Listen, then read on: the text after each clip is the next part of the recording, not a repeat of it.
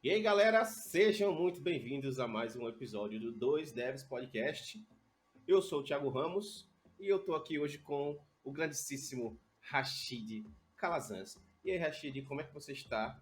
Fala, Brents, fala galera, tudo bom? Cara, tô tudo tranquilo, tudo jóia, maravilhoso como sempre, graças a Deus. Pô, que massa. Fico feliz em ver que você está feliz. Eu também estou bem, então estamos todos bem. Que bom, que bom.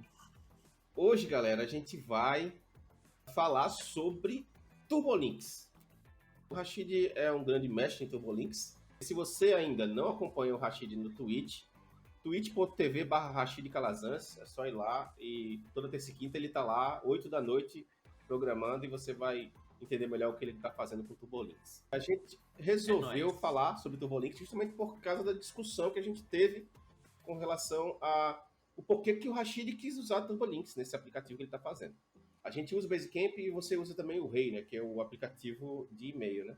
Isso. E você sabendo que é feito Turbolinks, quais são suas impressões, na verdade. Mas primeiro, eu queria que você explicasse para a galera o que é. O que é o Turbolinks? Beleza. Antes de explicar o que é Turbolinks, eu vou explicar em sequência, mas falar da live, o que é que eu tô fazendo lá e o porquê, né? Que aí já emenda o conceito do Turbolinks. Ultimamente, as lives, eu estava separando lives para poder estudar com a galera, aprender conceitos novos ou reaprender coisas que eu deixei em stand-by, tá ligado? Por não ter projetos para pegar. E aí, o que é que eu queria como objetivo final? Eu queria testar o conceito de híbrido que o DHH trouxe, assim, tá ligado? Que trouxe pra gente. O que é esse conceito híbrido que o DHH fala tanto? Tá, quem é DHH? É o David Hanson. É o criador do Rails, tá? Ok. Criador do Rails, criador do Basecamp, criador do Ray, desses apps. Dos apps e do framework Rails, tá? Então, assim, qual é o conceito dele? Quando ele fala que desenvolve híbrido nas plataformas, em diversas plataformas, tipo o Basecamp e o Ray, ele consegue desenvolver o core dele inteiro, incluindo telas, incluindo toda a navegação do sistema dele em Rails e em HTML e CSS, JavaScript, com esse package aí, vamos dizer, e ele pega isso pronto e joga isso como WebView dentro dos nativos. Então, ele entra no nativo de fato, então ele vai codar em Swift, ele vai codar em Kotlin ou em Java para Android, e ele utiliza os web pages, os web views para fazer essa questão de híbrido, o famoso single page application.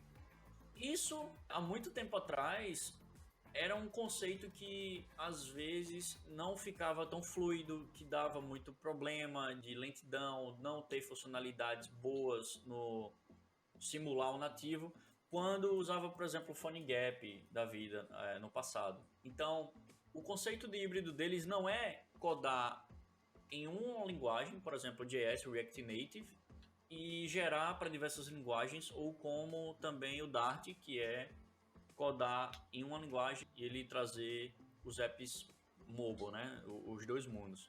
Na verdade, não. É ser híbrido de fato. Pegar algo pronto web e conseguir replicar tudo isso dentro do nativo. E aí, como eu queria aprender a fazer isso e entender melhor como é que é essa questão, as dificuldades, como é que eu consigo fazer features grandes lá, eu comecei a estudar a base de tudo, que é o Turbolinks. É a partir do Turbolinks, que também foi o Basecamp que criou o Turbolinks, né?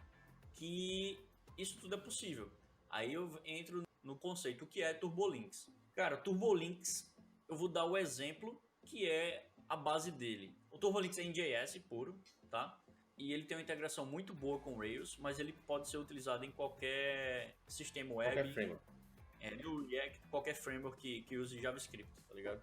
Então, assim, Inclusive os de SPA aí, tipo React, Angular, Vue, todos sim. esses. O Turbolinks, ele faz um cache e a principal coisa que ele faz é, ele rouba a interação. Ele tipo coloca todos os listings de cliques para qualquer elemento de link, ele vai capturar isso e vai roubar essa ação para trabalhar para dentro dele. Aí o que é que isso vai fazer? Ele vai tornar esse link uma requisição Ajax e pegar a resposta dessa requisição e substituir apenas a tag body do seu HTML. Se ele só vai trocar a tag body, ele não vai recarregar tudo que tem no header ou no footer. Do tipo, imagens, todo o arquivo de CSS de novo, todo o arquivo de JS de novo e assim por diante. Isso faz com que a sua aplicação se torne uma single page application de uma forma rápida e sem delay, tá ligado? Basicamente é isso. Então, peraí. Age de diferentes formas. A primeira, ele torna capaz de você recarregar só partes do corpo do HTML, né? Não. Hoje, na versão que tem hoje, ele faz o replace do body inteiro. Ele não consegue agir como o React age, por exemplo, ele consegue fazer só o diff, né, no caso. Ele vai lá e qualquer coisa que eu fizer, se eu tiver uma página inteira, um pequeno formuláriozinho que habilita o Turbolinks ali, ele vai recarregar o bar inteiro de qualquer forma. Ele só não vai recarregar o JavaScript e o CSS. Sim. De certa forma, isso já fica até bem rápido, né? Também. Exatamente. Fica muito rápido. E ele faz outra coisa, né? Quando ele faz a substituição do body, ele verifica se esse HTML que está sendo renderizado tem alguma tag de header dentro dele. Se tiver, ele também faz merge com o header atual, tá ligado? Porque às vezes você precisa passar informações cache com headers. Também, né? Que você passa. Exato. Aí onde vem outra parada muito interessante. Porque a sensação, mesmo que a aquisição demore um pouco, tipo 300 milissegundos, 500 milissegundos, porque parece que é instantâneo. O Turbolinks, ele grava os estados para cada tela que foi clicada. Por exemplo, eu estou na tela A, cliquei para ir para a tela B. Ele salvou os estados, ele cacheou aquela tela A. Então, se a tela B só fez uma ação de atualizar a tela A fica sempre mostrando até a tela B ser atualizada. Certo. Esse coração do Turbolinks, que eles conseguem fazer web page nos mobiles e lá não ter a sensação que é uma view, tá ligado? Que é uma web view. E sim, parece ser nativo. Por quê? Ele precisa mexer em Swift, vamos supor em iOS, ele vai trocar algumas coisas de dentro do HTML dele, aí ele vai customizar a partir dos mídias, do CSS, entre outros macetezinhos que eles fazem, e utilizar navegações nativas, tipo os botões, o Navigation Control para ir e voltar, interação nativa, exemplo de alertas nativos mesmo. Então, toda essa interação é fluida e é isso que faz a diferença em parecer um aplicativo nativo de verdade, tá ligado? Que na verdade é nativo. Ele só usa meio que o conteúdo ali variado, tá ligado? Mas tudo ao redor dele Quando se você torna fala nativo. tudo ao redor se torna nativo, a gente tá migrando aí, então, saindo da web para mobile, né? Quando você fala que tudo é nativo, o que você quer dizer é, eu criei um projeto no Xcode, esse projeto é um projeto em Swift, ou Objective-C, se você for masoquista, e aí eu abro uma web view e é nessa web view que eu vou renderizar. Eu sei que o Turbolinks tem uma biblioteca para Swift, né? E também tem uma para Android, para Kotlin, né? Java, sei lá. É esse adaptador que abre a WebView, eu tenho WebView e vou usar esse adaptador.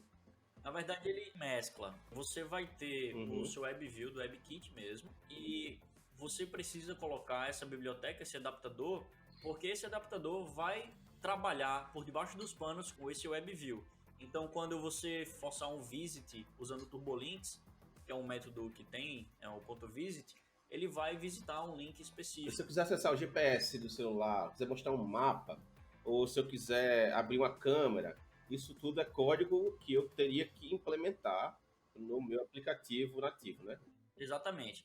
E aí, como tudo nativo, e faz sentido ser nativo, porque aí você não tem nenhuma limitação, e qualquer dado que você precise passar para dentro do seu aplicativo, você vai conseguir também através via JavaScript, tá ligado? Você vai passar para dentro do WebView que tem na seção, porque o aplicativo iOS ele vai ter uma instância do WebView. Ele não vai parecer que é uma WebView apenas, porque ele vai ter os stacks, cada vez que você clica em um link no nativo, ele vai adicionando as stacks no Navigation Controller, por exemplo. Então ele vai ter as stacks lá. Mas na verdade é tudo uma WebView, uma instância só, tá ligado? O Turbolinks ele cuida de fazer com que a navegação ela seja nativa, através de Navigation Controllers, no caso do iOS. Isso, sim, você não precisa forçar ser Navigation Controller. Você vai instanciar o Navigation Controller e adicionar a sua view nela, tá ligado? Ele vai ser o root controller. E o conteúdo desse Navigation Controller vai ser o seu WebView, tá ligado? Mas você não precisaria botar um Navigation Controller obrigatório. Quer dizer, teoricamente, então, o que eu preciso fazer é ter uma aplicação web que seja responsiva. Exato. E na minha versão para iOS, por exemplo, eu tenho um projeto do Xcode que implemente um WebView com TurboLinks ali também, que eu tenho que ter a biblioteca TurboLinks para chamar os métodos visit. E, teoricamente, é só isso que eu precisaria para ter todas as funcionalidades web diretamente no mobile, sem falar em nada extra, assim, para um mobile específico. Teoricamente, sim. Você tem que sempre fazer algum ajuste do tipo... Não é só visit que você tem que adicionar um handler, tem um handler de erro, tá ligado? Tipo, se você clicou no link, o link não foi, você tem um handler de erro no próprio TurboLinks que ele vai trazer. Mas é basicamente isso, sim. Você pode imaginar o seguinte: quando você abre uma tela em branco do seu mobile, quando você cria o Navigation Controller sem botar nenhuma view ali dentro, ele vai abrir o Navigation e o resto tudo preto. Que ali a gente pode considerar de body, beleza? Ok. Então é esse body que vai aparecer. A gente vai pegar o body do web e jogar ali dentro, tá ligado? E aí, mas precisa ter a responsividade, como você falou. Tá, vamos voltar aqui um pouquinho.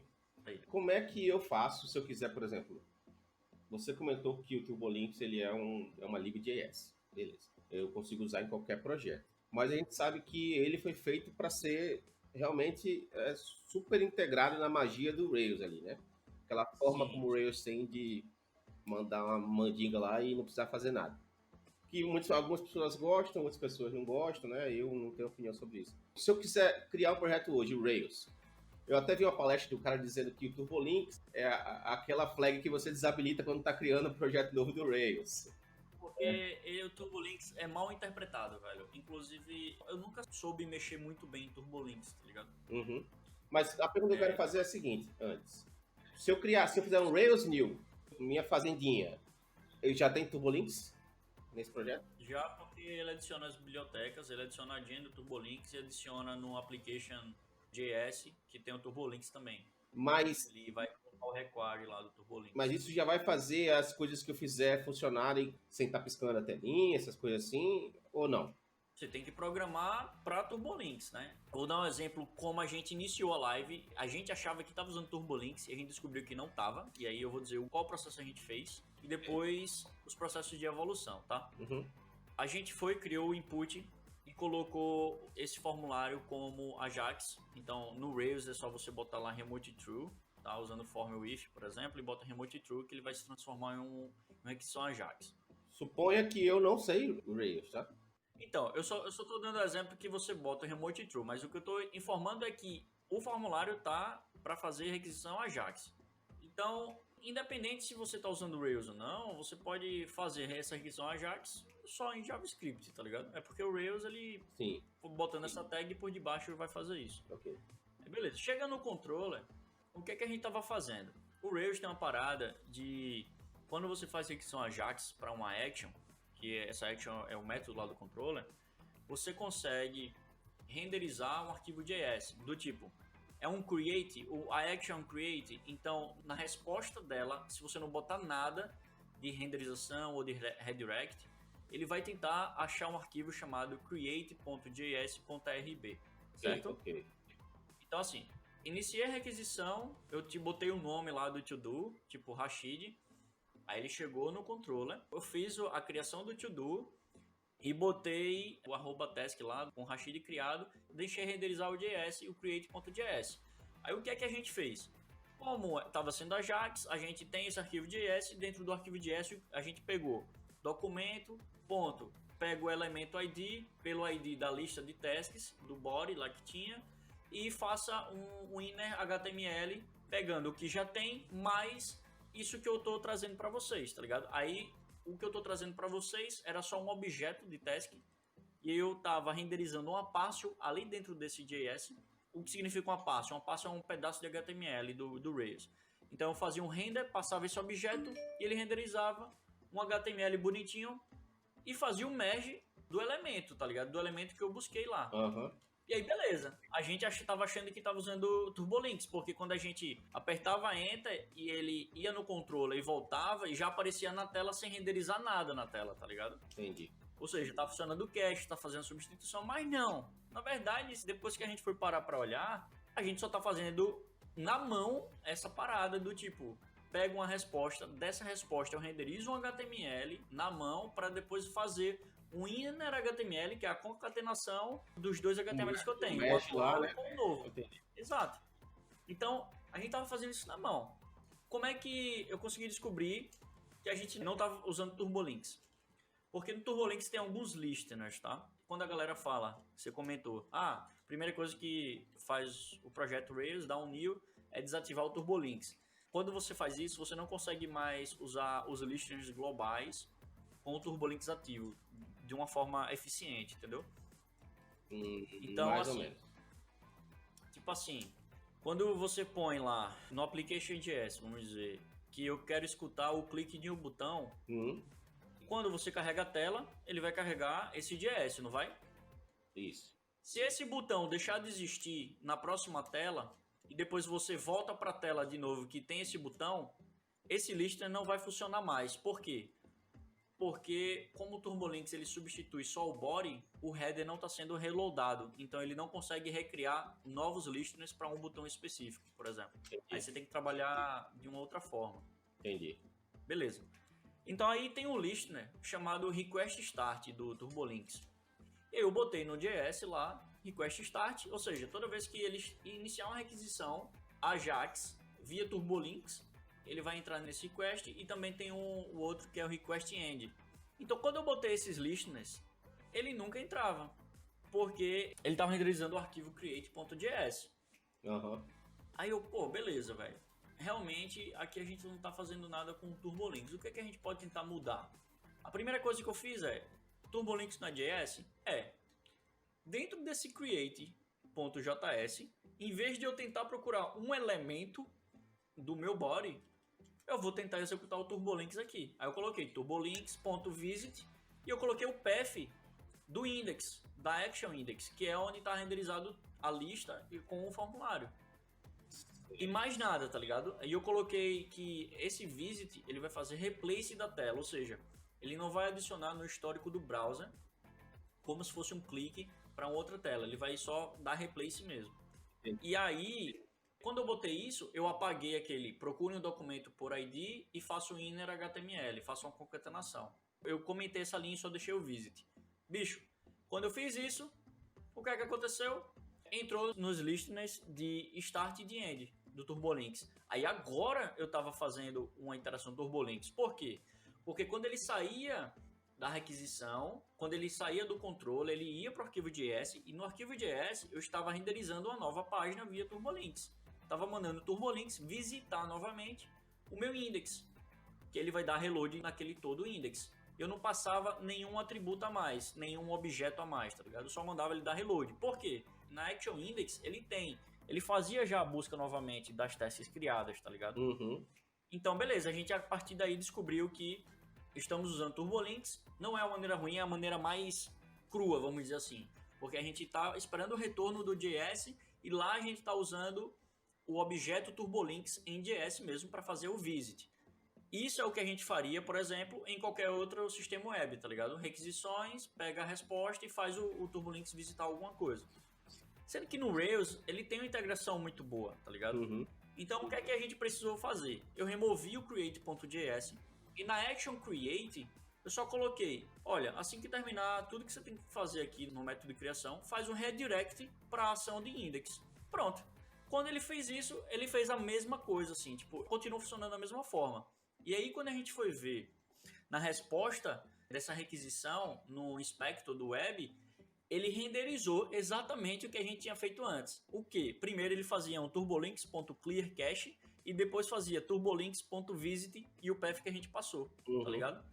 Então, ou seja, o redirect to do Rails, ele já trabalha com o Turbolinks, tá ligado? Então, tipo, teoricamente você só teria que colocar um remote to no form e um redirect to para uma outra action e ele basicamente já faria o Turbolinks ser chamado. Exatamente. E a gente descobriu assim, né? Foi fazendo passo a passo. E foi muito interessante, porque a gente viu que quando a gente colocava o turbolinks.visit manualmente no arquivo JS, também funcionava. E quando a gente tirou tudo isso, botou só redirect to, a gente viu que ele gerava esse arquivo JS por debaixo para chamar também turbolinks.visit, do mesmo jeito que a gente estava fazendo manualmente, tá ligado? Essa é a mágica aí. Então, eu não quero que esse episódio fique muito longo, mas eu quero fazer mais 2 perguntas, eu acho. A primeira é, Por que você acha que ninguém usa Turbolinks? Porque, assim, eu tô falando ninguém, tipo assim, não é verdade, mas comparado à grande massa, Talvez não use o conceito de híbrido. eu não vejo Mas ninguém, na verdade, comentando sobre. Porque, veja bem, eu, particularmente, vejo para uma empresa pequena, só vantagens, na verdade. Eu crio uma aplicação web responsiva. Basicamente, eu tenho, de quebra, minha aplicação mobile já pronta, porque eu só preciso criar, talvez, o projeto para Android quanto para iOS. Então, assim, se eu for inventar de fazer o React, por exemplo, ainda teria que fazer um projeto com React Native. Se eu fosse o fazer stack mobile, acaba. entendeu? A stack ainda fica maior. Então, assim, não é nem que eu quisesse dizer, não, eu quero ficar só em JS. Beleza. Mas mesmo assim eu teria um projeto em Node, eu teria um projeto em React, eu teria um projeto em React Native. E eu talvez, E e eu outra, tivesse, é provável que teria que ter o projeto em Xcode e o projeto em Android, onde eu ia botar o React Native ali, né? E aí com o Turbolinks, pelo que eu estou vendo, eu tenho um projeto web normal, onde eu vou criar ele lá, ele vai funcionar. Basicamente, eu posso criar todo ele web e realmente me preocupar só com ter um layout responsivo. E se eu quiser, só aquelas funcionalidades ali do web no mobile, é só eu criar um projeto no Xcode, no Android, e botar lá a lib do Turbolinks. E basicamente eu não preciso fazer muita coisa, né? Pelo que eu entendi, é eu criar um controller só, que vai ter um WebView, onde eu posso usar o Turbolinks Visit ali, e basicamente está pronto, assim, teoricamente. e outra, o que eu tava falando do Turbolinks aqui são algumas coisas só. Tem muito mais coisa na lib dele e o que ele faz também, tá? Por debaixo. Tem uma integração muito boa com várias coisas. Mas sim, Ramos, assim, respondendo, primeiro, porque que ninguém usa, assim, entre aspas. Tipo, já posso dizer que o GitHub usa, sendo que o GitHub usa o Turbolinks que eles criaram. Eles pegaram o conceito Turbolinks e criaram outro framework para isso. Eu não lembro agora exatamente o nome, mas eles usam, tá ligado? Para quem não sabe, o Turbolinks está na versão 5, né? Eu me lembro muito bem de quando o Turbolinks começou e não fazia isso que faz hoje, não funcionava do jeito que funciona hoje. E eu acho que muito disso meio que manchou a imagem do Turbolinks e fez com que muita gente não olhasse mais. Até quando você agora quer fazer um projeto novo, agora você não olha mais porque a imagem está suja, digamos assim, né? Você acha que também teve isso? Sim, eu acho que ele ainda é mal interpretado, tá ligado? Entendi. Pode dizer que é um pouco mal visto também, talvez. Mas isso é passado, velho. Ele, assim, é uma possibilidade muito grande. Ele abre portas muito grandes pros seus apps, tá ligado? Sim, eu E tô é vendo isso que também. o DHH defende muito do monolítico, né? Tipo, o Basecamp inteiro é assim, o Rei também é assim. E assim, limites. Cara, ainda eu tô testando ele, ainda eu tô lá nas lives fazendo. Uma das coisas que eu quero testar é como é que eu poderia fazer o app native, tipo em Swift, eu trabalhar bem offline, tá ligado? Porque se você parar pra perceber, se você precisa de um server-side em Rails lá, você tá precisando de internet para rodar o seu app, tá ligado? Então eu quero ver como é que eu poderia fazer a interação disso de uma boa forma. Tipo, se eu precisaria recriar toda a tela em nativo, eu conseguiria fazer outras abordagens. Isso ainda eu vou descobrir a fundo. Aí já vem outro lado, né? Não tem tanta doc ou exemplos assim de Turbolinks. A adoção também, eu acho que não é tão grande, aí não tem muito exemplo mesmo, né? Exatamente, são poucos posts que entram mais tecnicamente, explicando ou dando exemplos mais a fundo, tá ligado? Uhum. Tá para sair um Turbolinks, uma versão nova agora, né? Que eles prometeram mudar completamente do jeito que é hoje. Vai facilitar muito mais. Tem TypeScript, JavaScript e HTML, né? A lib de Turbolinks. Mas vai ter muito mais JavaScript do que hoje. Reduziram muito mais. E parece que a parada de renderização parcial de algum elemento parece que vai ter também. Eles refizeram toda a parte dos adaptadores para iOS e para Android também. Android em Kotlin e iOS Swift. Então, assim, Champs, eu acho que é mal visto ainda, tipo, é mal interpretado e não tem tanto conteúdo quanto os outros, tá ligado? A comunidade focada em Turbolinks parece ser grande, mas ainda eu não vejo tanta saída, tá ligado? E isso faz com que a galera possa ver de maus olhos ou não querer aplicar. Mas eu tô mudando minha opinião, assim, devagarinho, porque eu, por exemplo, uso os dois aplicativos que a gente comentou, o Rei e o Basecamp, cara, eu vejo muito tranquilo. Ele tem para desktop, web e mobile, tá ligado? iPad, iPhone e tudo. E Tipo, funciona muito bem a interação, parece que é nativo mesmo. É mais relacionado a como eles desenvolveram, na verdade, do que alguma coisa relacionada com algum tipo de framework, né? Por exemplo, o Rei, toda vez que você volta para o inbox do Rei, ele recarrega.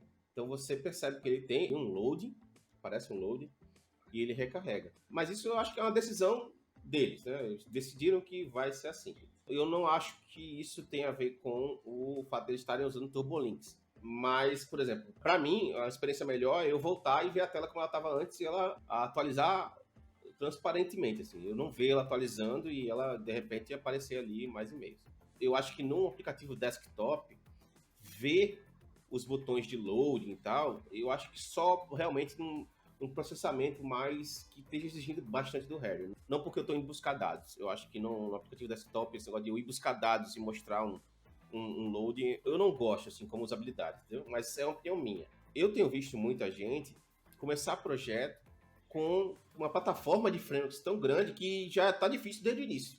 Já está complicado. Nem começou o projeto, já está complicado, tá ligado? Tipo assim. O que eu tô vendo hoje em dia, Ramos, é os caras voltando a pensar em mais monolítico de novo, tá ligado? Justamente para reduzir a stack, para diminuir essa separação, esse trabalho, essa gama de conhecimento que o cara precisa ter hoje. Se o cara for desenvolver um app, fodeu. Eu tenho visto, e principalmente de pessoas assim que não têm a carga de projetos nas costas, assim, vários projetos nas costas, né? E tudo bem, uma coisa é eu vou fazer porque eu quero aprender, né? A gente sempre faz assim. Eu mesmo só funciono assim. Eu estou aprendendo alguma coisa nova, tenho que fazer um projeto. Eu estou estudando muito mais profundamente agora Swift e iOS de novo.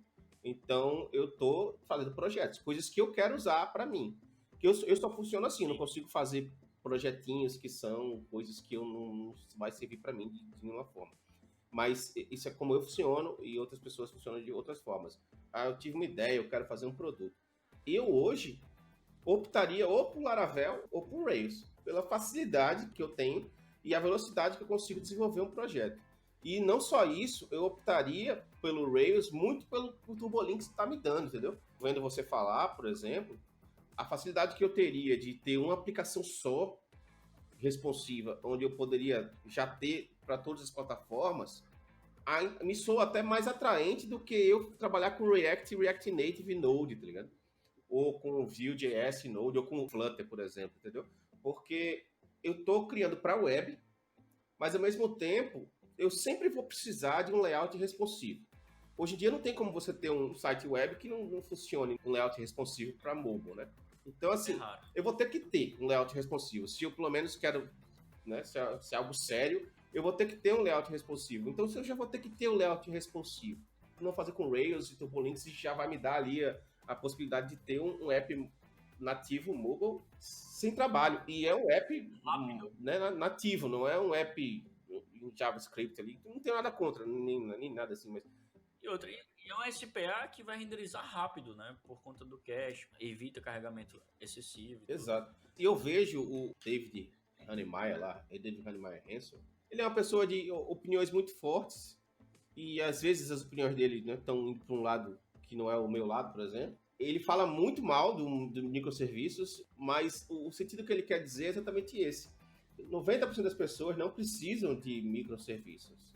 E 90% das pessoas não precisam de uma aplicação com Node, React, os 5 times diferentes, e, entendeu? Você pode criar algo mais simples.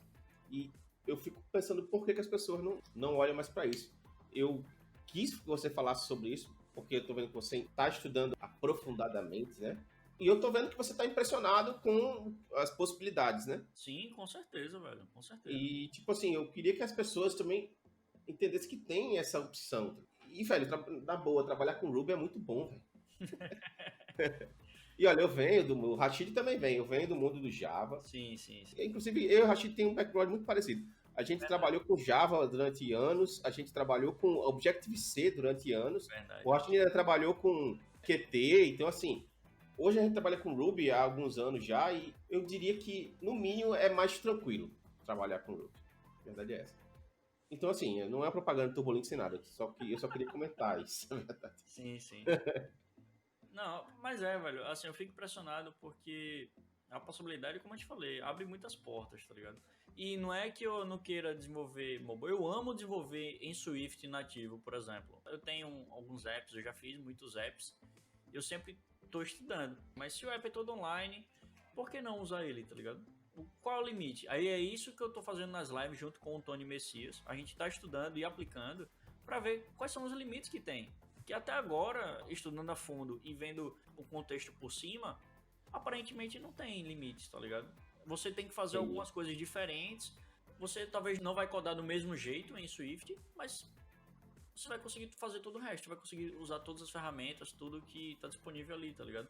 Aí uma coisa que eu até lembrei para falar é do tipo, uma coisa interessante, todo tipo de alerta, notificação, tudo isso você pode usar nativo. E os apps dos caras usam tudo nativo, tá ligado? Se você quer uma confirmação de exclusão de alguma coisa, ele não renderiza um pop-upzinho customizado, ele renderiza do próprio nativo, tá ligado? Do desktop, do Android, do Swift, do browser. Então, assim, exemplos, né? De, tipo, você consegue realmente ter a interação muito fluida entre os dois.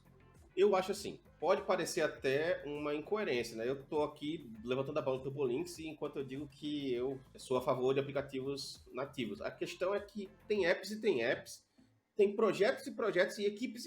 Então, assim, por exemplo, eu tô criando um projeto agora, depois de anos que a gente colocou, por exemplo, o RankMe no ar. O RankMe, se vocês não sabem, tipo, em 2011, eu já tinha uma startup com um projeto mobile que tinha servidores em Java e servidores em Python, servidores em Ruby e tinha versão para iOS, para Android e nativo, e era usado por uma galera, assim, era uma rede social, tipo. Então, assim, faz anos que eu não resolvo criar um produto novo, e há uns meses atrás eu tive uma ideia de um produto e estou criando ele em Swift.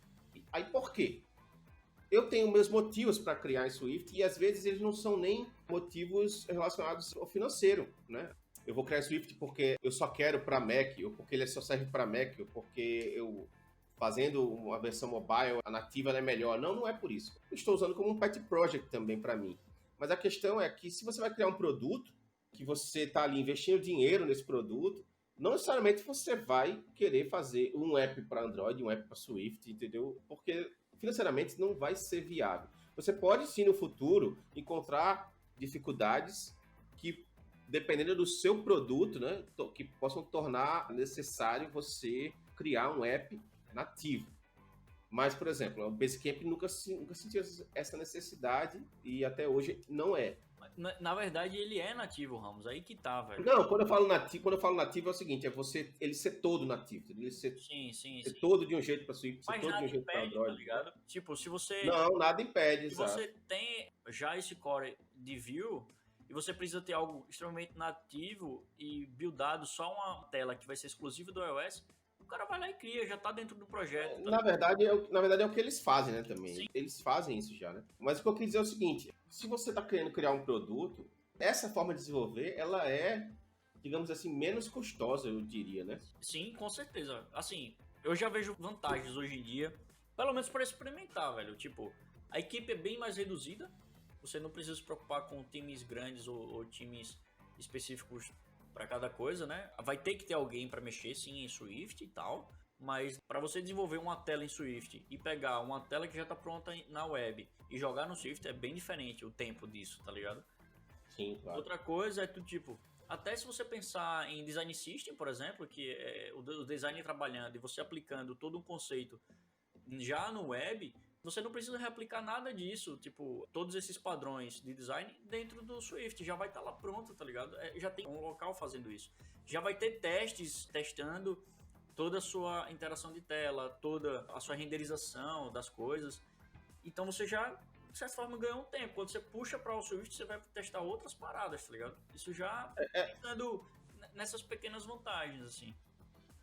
Então, todas essas vantagens são para que a gente não está falando aqui para o cara que tem um iFood, né? Não é para o cara que vai desenvolver um iFood, é para o cara que vai desenvolver o app que vai ser usado por, sei lá, algumas milhares de pessoas, ou um app que o cara tem que ele vai ser usado por pessoas onde ele vai vender algum serviço. E a gente tem visto empresas grandes não fazerem isso, tá? Você falou de design system, por exemplo, a forma de desenvolver layout, né, o design de um app para Android é diferente de iOS. Eles têm componentes diferentes, que se você for seguir cada um deles, vai acabar criando 2 apps diferentes. Você pode ter até tudo isso na web, né? E aí, dependendo do dispositivo, você mostra uma página ou outra.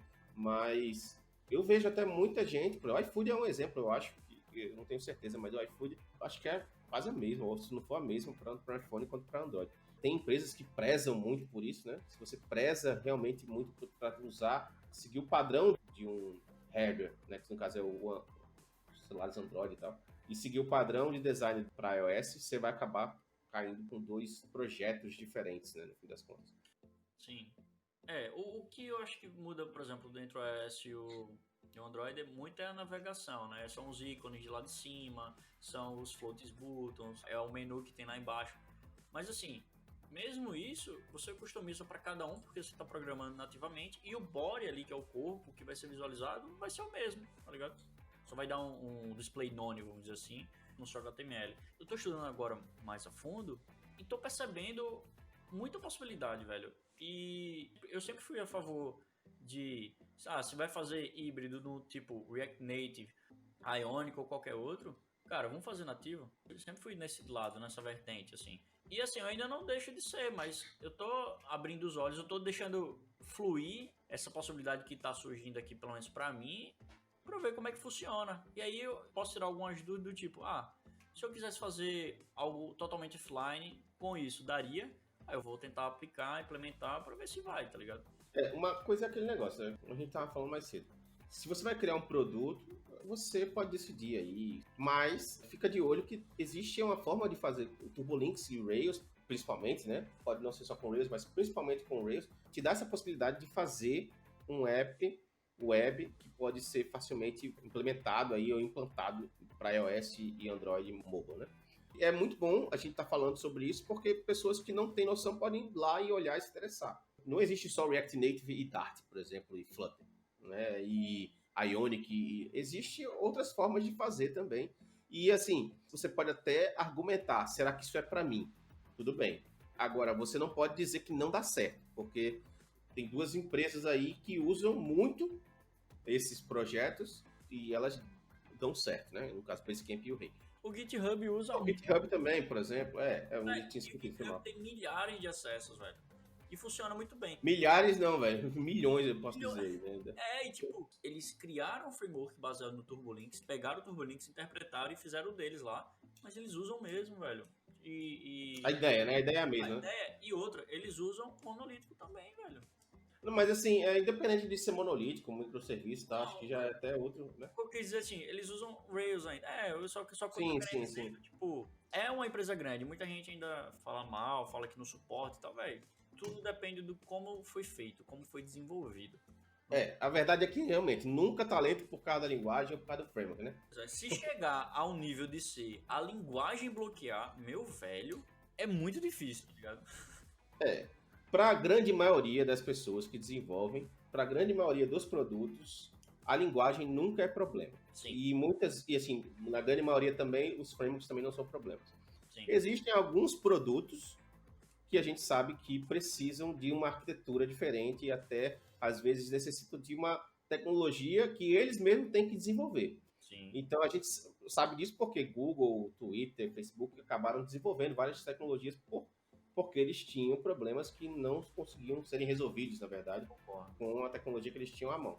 Mas Google, Facebook e Twitter são 3 empresas no mar de zilhões de empresas, entendeu? Sim. Então, assim, a gente tem milhões de empresas de software. Quantas delas precisam ter a mesma capacidade de dados, a mesma capacidade de processamento que o Facebook tem, por exemplo? Sim.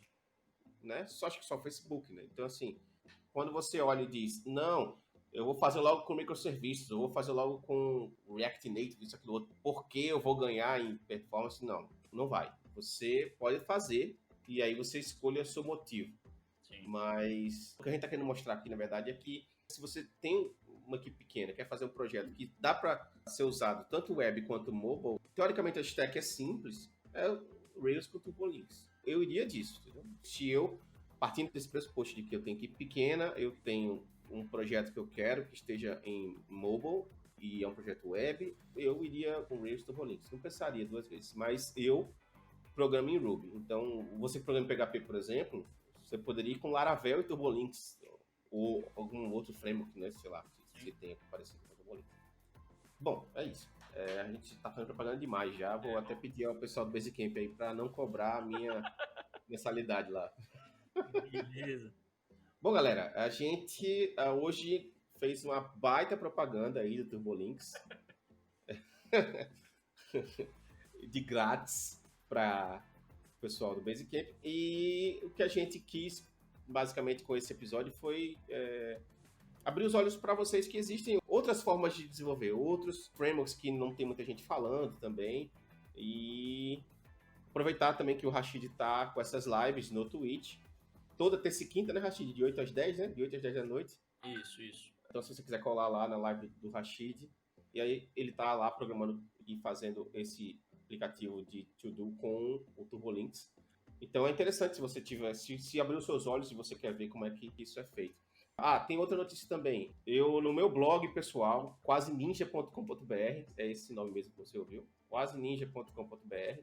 Estou lançando lá os vídeos do curso de iOS que eu fiz para Digital Innovation One. Eu estou liberando lá também, porque esse foi o primeiro curso que a gente fez lá com eles, com o pessoal da Digital Innovation. E eu estou liberando aula por aula, toda quarta e domingo está saindo uma aula nova lá. Então, se você estiver ouvindo isso na quarta, já saiu uma aula. Se estiver ouvindo no domingo, também já saiu outra aula.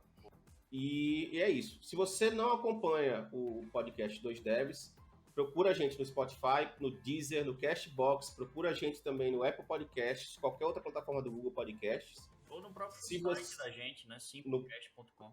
2devscast.com.br, tem todos os nossos episódios. Se você também não segue a gente nas redes sociais, @2devs no Instagram, @2devspodcast no Twitter. E a gente espera que você tenha aí uma ótima semana. E, Rashid, muito obrigado por dar essas explicações sobre TurboLinks. Eu que não sei nada de TurboLinks ainda. Para mim era só um redirect lá e já tava valendo, mas pelo que eu tô vendo tem outras coisas aí também.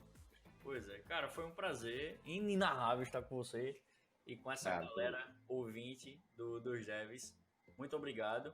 E só lembrando, galera, o Ramos falou agora, né, sobre a live, só recapitulando, é toda terça e quinta, começa às 8 da noite. Essas lives específicas com estudo do TurboLinks, fazendo app e web para depois migrar para o mobile, eu estou fazendo junto com o Tones Messias. Ao fim dessa gravação, já tem 2 lives no meu twitch.tv/RashidCalazans, que é a live 10 e a 11, que é focada nisso. Então, elas vão ser depois editadas e colocadas no YouTube. Mas, até lá, ela fica em média de 3 semanas no Twitch. Tá? 60 dias, na verdade. Acho que é 60 dias, né? Mas, live 10. Então, começa na live 10, então só seguir em frente. Beleza? Valeu, forte abraço e até a próxima! Até mais, galera.